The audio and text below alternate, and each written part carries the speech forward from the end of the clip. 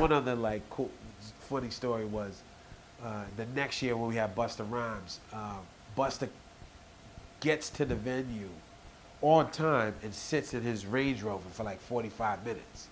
And we're all freaking out like, yo, man, like what is he doing? And like he wouldn't roll down he rolled down the windows when Q-Tip came.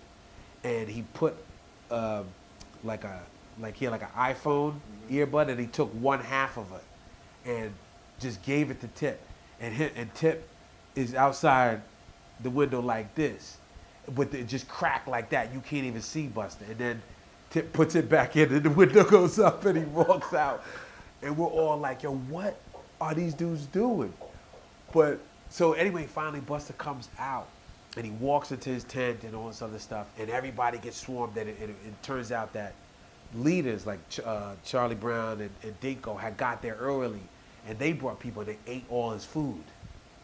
So he got there and he flipped out like, where's my food? Rah, rah, rah, rah, rah. So I poked my head in like, yo, son, you gotta get going. And I open up the little partitions and I open up and he's standing right there like screaming on everybody. And he turns and he goes like, who are you? And his manager was like, he's like, yo, that's Wes. And he goes, I don't give a fuck who Wes is. You get the fuck out of my tent. You get the fuck out of my tent. You get out of my, and basically just kicking everybody out. And everyone's looking at me like they know who I am to the event, but he didn't care.